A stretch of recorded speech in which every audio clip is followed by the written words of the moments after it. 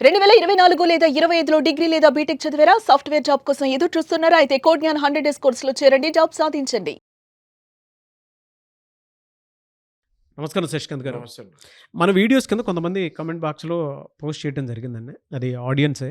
శశికాంత్ గారు ఆక్షన్ ప్రాసెస్‌లో ఇర్రెగ్యులారిటీస్ కనుక ఉంటే బారోవర్‌కి ఎలాంటి రెమెడీ ఉంటుంది అని అడగడం జరిగింది. ఎందుకంటే మనం ఈ మధ్య కాలంలో ఎక్కువగా హోమ్ ఆక్షన్ వాటికి సంబంధించింది కూడా చేస్తూ ఉన్నాము. ఈఎంఐ కట్టలేనటువంటి వాళ్ళు ఏ విధంగా సుప్రీం కోర్ట్ వరకు వెళ్ళొచ్చు అనేటువంటి దాని మీద కూడా మనం మాట్లాడుకోవడం జరిగింది. దానికి సంబంధించిందే కొన్ని కామెంట్స్ వస్తున్నాయి. సో ఆ ప్రాసెస్‌లోనే ఈ సిరీస్ కూడా తీసుకుందాం అనిపించి అడిగాను మిమ్మల్ని. నారాజ్ గారు, ఇర్రెగ్యులారిటీస్ బ్యాంక్స్ దగ్గర నుంచి ముందుగా ఎందుకు అవుతాయో నేను చెప్తాను. హ్మ్. చాలామంది బ్యాంకర్స్ పక్కాగా వెళ్తూ ఉంటారు కదా, ఇర్రెగ్యులారిటీస్ అవ్వవు కదా అనుకుంటూ ఉంటారు. హ్మ్. బ్యాంక్ కూడా హ్యాండిల్ చేయబడేది మనుషులతోటే. హ్మ్. అప్పుడప్పుడు మనుషులు కూడా ఎర్రర్స్, తప్పులు చేస్తూ ఉంటారు. అవును. ఎట్లా అంటే బ్యాంక్ మేనేజర్ ఒకవేళ ట్రాన్స్ఫర్ అయినా, లేకపోతే బ్యాంక్ మేనేజర్ మానసిక కండిషన్ సరిగా లేకపోయినా, బ్యాంక్ మేనేజర్ ఇర్రెగ్యులర్గా బ్యాంక్ ఎంప్లాయీ అయితే ఒకవేళ కొన్ని రెగ్యులేషన్స్ ఏదైతే బ్యాంక్ ద్వారా పాటించాలో అవి ఆ మేనేజర్ పాటించకపోవచ్చు. హ్మ్. బ్యాంక్ తప్పనట్లేదు నేను. Branch manager, bank manager, zonal manager ఎవరో ఉంటారు కొంతమంది, ఎవరైతే ఆ పర్టికులర్ ఆపరేషన్ సెగ్మెంట్ హ్యాండిల్ చేయాలో హ్మ్. వాళ్ళు రూల్స్ తప్పుతారు. ఎందుకంటే బ్యాంక్ తప్పే ఛాన్స్ ఉండదు. బ్యాంక్ ఏం Hmm. చేస్తుంది, రూల్స్ అండ్ రెగ్యులేషన్స్ ఇచ్చి ఈ పద్ధతి ప్రకారం మీరు కస్టమర్స్కి నోటీస్ పంపేయండి అంటది.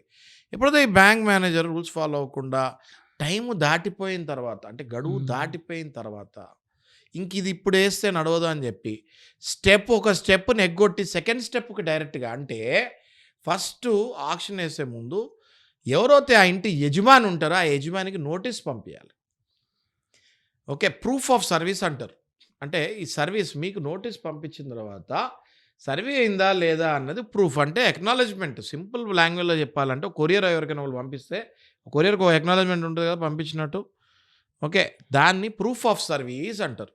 ఈ ప్రూఫ్ ఆఫ్ సర్వీస్లు తప్పుడువి పెట్టేసి మేము పంపించేసాము నోటీసు ఆక్షన్కి, ఆల్రెడీ రేపే ఆక్షన్ ఉంది అని లాస్ట్లో వచ్చి ఆ యజమానికి చెప్తాం జరుగుతుంది. Hmm. ఆ యజమాని అలాంటప్పుడు బ్యాంక్ ఇర్రెగ్యులారిటీ కింద దాన్ని తీసుకొని సెక్షన్ 17 కింద డిఆర్టీ కోర్టుకి వెళ్ళి, డెట్ రికవరీ ట్రిబ్యునల్కి వెళ్ళి SARFAESI act is the most powerful act in entire ఈ హోమ్ లోన్స్కి, మార్ట్గేజ్కి, అవే మోస్ట్ పవర్ఫుల్ యాక్ట్. సర్ఫేసీ అంటే ఏంటి? Securitisation and restructuring of financial assets and enforcement of security interest. Hmm. అంటే మీ ఆస్తుల్ని సెక్యూరిటైజ్డ్ చేసుకోవాలి.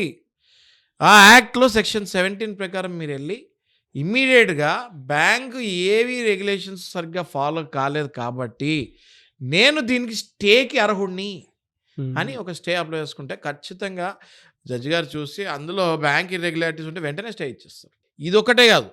Okay, they are suppose to publish in one English paper and one local language newspaper before taking any action on the customer. Okay. Okay, ఇది కూడా చాలామంది అప్పుడప్పుడు miss అవుతూ ఉంటారు. 99% చేస్తారండి బ్యాంక్స్. 1% మిస్ అయినప్పుడు దాన్ని అవకాశంగా తీసుకోవచ్చు. వెంటనే స్టే కూడా మీకు వచ్చేస్తుంది. ఓ. వేరే స్టోరీస్ ఏం చెప్పక్కర్లేదు. వీళ్ళు బ్యాంక్ వాళ్ళు కనుక ఇర్రెగ్యులారిటీస్ ఫాలో అవుతే వేరే స్టోరీలు చెప్పే అవసరం లేదు. Just we can tell that bank has failed. మనం ఫెయిల్ అయినా కూడా Hmm. ఇది ఈఎంఐలు కట్టకుండా బ్యాంక్ కూడా ఒక తప్పు చేస్తే దాని అడ్వాంటేజ్ తీసుకోవచ్చు చట్ట ప్రకారం. Yes. ఓకే, సో ఇది నేను ఎందుకు చెప్తున్నాను అంటే, ఎంతో కష్టపడి ఒక ఇల్లు కొంటారు, డ్రీమ్ హౌస్ అంటారు. అవును. ఓకే, 20 ఏళ్ళు 15 ఏళ్ళు ఈఎంఐలు కడతారు నాగరాజు గారు. 50 లక్షలు Hmm. తీసుకుంటే ఆ ఈఎంఐ అయ్యేసరికి ₹1,00,00,000 అవుద్ది. అప్పటికి ఇల్లు కూడా ₹1,00,00,000 అవ్వచ్చు. కానీ మనకేమనిపిస్తుంది అంటే, అబ్బా 50 లక్షలు తీసుకొని నేను ₹1,00,00,000 కడుతున్నాను ఈఎంఐలు అనిపిస్తుంది. దయచేసి బ్యాంక్ రెగ్యులేషన్స్ ఏమేమి ఫాలో అవ్వాలో ఒక అడ్వకేట్, డిఆర్టీ అడ్వకేట్ దగ్గరికి వెళ్ళి కనుక్కుంటే ఆ అడ్వకేట్ మీకు క్లియర్గా చెప్తారు. ఈ నోటీస్ వచ్చిందా, ఈ పేపర్లో మీకు పబ్లిష్ అయిందా, మీ యాడ్ వేయాలి వేసారా, ఇవన్నీ వాళ్ళు పెట్టారా, పెట్టకపోతే మీకు స్టే వస్తుంది. ఇంకోటి, ఇవన్నీ పెట్టిన తర్వాత కూడా స్టే వస్తుంది. ఎలా? Hmm. మీరు వెళ్ళి జడ్జి గారి దగ్గర మీరు చెప్పే కండిషన్స్ ఫాలో అవుతాను అంటే ఖచ్చితంగా 99% కేసులలో స్టే వస్తుంది. కాపిటల్ కండిషన్స్ ఏం పెడతారు, మీరు కొద్ది రోజుల్లో మీరు ఇంత అమౌంట్ అయినా అట్లీస్ట్ కట్టాలి. మీరు ఎక్కడో అక్కడ అప్పో లేకపోతే వేరే ఏదైనా ప్లాటో లేకపోతే ఏదో ఒకటి గోల్డ్ లోనో ఏదో ఒకటి పెట్టి మినిమం డబ్బులు మీరు కట్టేస్తే మీ ఇల్లుని మీరు కాపాడుకొని ఇంకొంచెం టైం వచ్చే అవకాశం ఉంటుంది.